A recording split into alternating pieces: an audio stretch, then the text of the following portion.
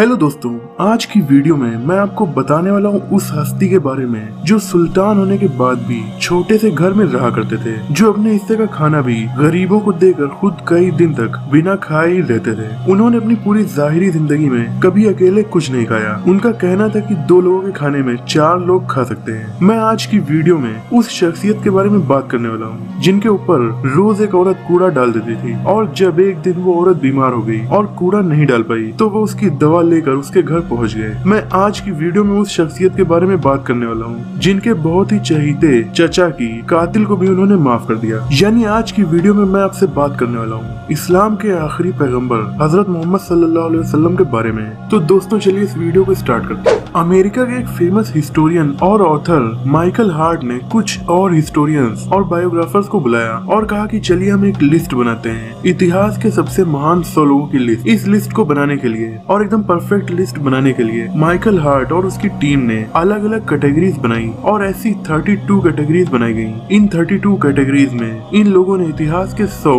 सबसे ज्यादा महान लोगों की लिस्ट कंपेयर करके बनाना स्टार्ट किया। और जब लिस्ट बन गई तो माइकल हार्ट और उनके हिस्टोरियंस और बायोग्राफर्स की टीम ने कहा कि इतिहास पर सबसे ज्यादा प्रभावशाली और ग्रेटेस्ट मैन इस लिस्ट में जो टॉप पर हैं वो है हजरत मोहम्मद सल्लल्लाहु अलैहि वसल्लम। माइकल हार्ट ने कहा कि इतिहास के सबसे महान 100 लोगों की लिस्ट में हमने टॉप पर prophet Mohammad peace be upon him को रखा है। तो हो सकता है कुछ लोग हमारी चॉइस से चौंक जाएं, पर इतिहास में पैगंबर मोहम्मद साहब ही इकलौते ऐसे हैं जो रिलीजियस और सेक्युलर दोनों ही लेवल पर इतने ज्यादा सक्सेसफुल हो सके हैं। तो प्रॉफिट मोहम्मद सल्लल्लाहु अलैहि वसल्लम का जन्म सन 570 में मक्का शहर में हुआ था। आपके जन्म से पहले ही आपके फादर हजरत अब्दुल्ला इस दुनिया से गुजर चुके थे और केवल 7 साल की उम्र में ही आपकी माँ हजरत आमीना बिन्त वहाब भी इस दुनिया से चली गयी। पैगंबर मोहम्मद सल्लल्लाहु अलैहि वसल्लम का स्वभाव बचपन से ही इतना ज्यादा विनम्र और सच्चाई वाला था कि उनकी सच्चाई को देखते हुए उन्हें मक्का के लोग अस-सादिक अल अमीन कहकर पुकारने लगे, जिसका मतलब होता है ईमानदार और भरोसेमंद। लोगों को उन पर इतना भरोसा था कि किसी को शहर से बाहर जाना होता तो अपना कीमती सामान या ज्वेलरी वो उनके पास छोड़ कर जाता। हजरत मोहम्मद सल्लल्लाहु अलैहि वसल्लम के जन्म से पहले और उनके जन्म के बाद के कुछ सालों तक अरब का माहौल बहुत ही खराब था।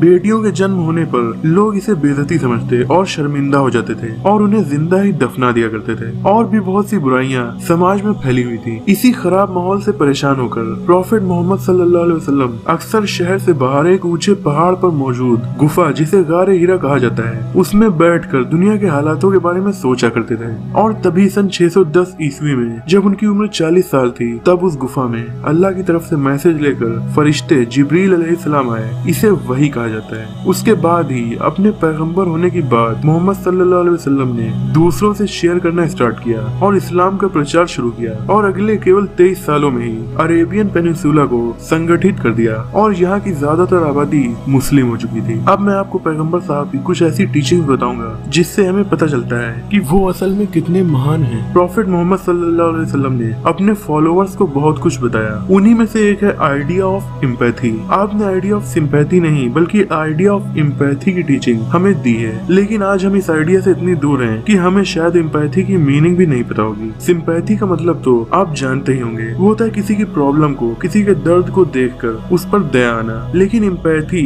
इससे कहीं बड़ी चीज है। एम्पैथी का मतलब होता है हमदर्दी, यानी किसी की प्रॉब्लम को अपनी प्रॉब्लम समझना, किसी दूसरे के दर्द को खुद का दर्द महसूस करना, ये होती है एम्पैथी। तो पैगंबर मोहम्मद सल्लल्लाहु अलैहि वसल्लम की जिंदगी की एक ऐसी घटना है। एक दिन उन्होंने एक बूढ़ी औरत को काफी सामान अपने ऊपर रख कर कहीं जाते देखा तो पैगंबर मोहम्मद सल्लल्लाहु अलैहि वसल्लम उसके पास गए और पूछा क्या मैं आपकी मदद कर सकता हूँ। फिर उस औरत का सारा सामान आपने खुद उठा लिया और वो जहाँ जा रही थी उसके साथ साथ चल दिए। वो बूढ़ी औरत ये नहीं जानती थी कि वो किसके साथ चल रही है। उसने रास्ते भर मोहम्मद सल्लल्लाहु अलैहि वसल्लम से बताया कि बेटा तुम तो बड़े अच्छे मालूम होते हो, मक्का शहर में एक शख्स आया है, उससे बचकर रहना। वो जादूगर है, जो भी एक बार उससे मिल लेता है उसी का हो जाता है और उसी के गुणगान करता रहता है। तो मोहम्मद सल्लल्लाहु अलैहि वसल्लम ने उस औरत से बताया कि वो शख्स ऐसा नहीं है, आप क्या बात कर रही हैं। जब वो उसके घर पहुंच गए और उसके सामान को रख दिया और वापस आने लगे तो उस बूढ़ी औरत ने पूछा कि मैंने तो आपका नाम ही नहीं पूछा, क्या नाम है आपका। तो पैगंबर मोहम्मद सल्लल्लाहु अलैहि वसल्लम ने उसे बताया कि जिस शख्स के बारे में आप रास्ते भर बात कर रही थी वो शख्स मैं ही हूँ। इतना सुनते ही वो बूढ़ी औरत भी रोने लगी और उसने तुरंत कलमा पढ़ लिया। प्रॉफिट मोहम्मद सल्लल्लाहु अलैहि वसल्लम ने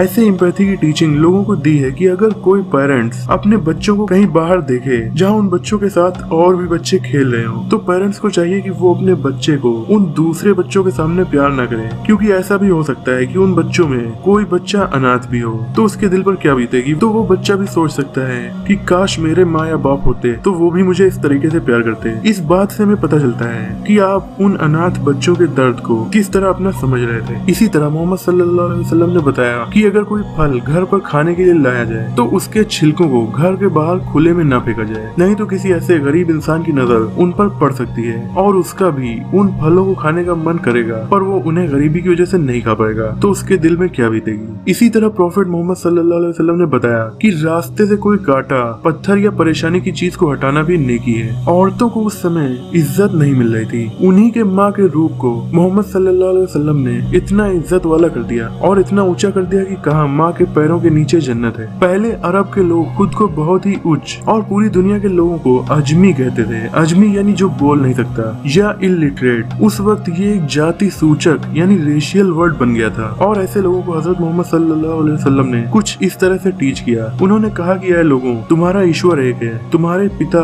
आदम एक है, किसी विदेशी से कोई अरबी उच्च नहीं है, न ही किसी ब्लैक से कोई व्हाइट या रेड स्किन वाला या रेड स्किन वालों से कोई ब्लैक उच्च है। सच्चाई और ईमानदारी के अलावा यानी उच्च हैं तो सच्चे और ईमानदार लोग। इसी तरह एक बार मोहम्मद सल्लल्लाहु अलैहि वसल्लम से किसी ने पूछा कि कौन सच्चा मुसलमान है तो आपने बताया कि वो जिसके हाथों और जुबान से दूसरे लोग सुरक्षित हैं। तो दोस्तों ये थी हजरत मोहम्मद सल्लल्लाहु अलैहि वसल्लम की जिंदगी की कुछ बातें और उनकी कुछ टीचिंग्स। इनमें से सारी टीचिंग्स को तो आज शायद बहुत ही कम लोग फॉलो कर रहे हैं, इसीलिए इस दुनिया की हालत और भी खराब होती जा रही है। उनकी बताई हुई सारी बातों को तो इन छोटी छोटी वीडियोस में बताना पॉसिबल नहीं है। इतनी महान शख्सियत के बारे में अब भी यूट्यूब पर बहुत ही कम वीडियोस हैं, इसीलिए मैंने सोचा कि आपको हजरत मोहम्मद सल्लल्लाहु अलैहि वसल्लम की जिंदगी की कुछ बातें बताता हूँ। उनकी बताई हुई हर टीचिंग को अगर लोग फॉलो करने लगे तो दुनिया काफी अच्छी बन सकती है। पर अफसोस हम उन टीचिंग्स को फॉलो करना तो दूर, आज उन टीचिंग्स के बारे में जानते ही बहुत कम लोग हैं। मुझे उम्मीद है कि ये वीडियो आपको जरूर पसंद आई होगी। अगर वीडियो पसंद आई हो तो इसे लाइक और शेयर कीजिए।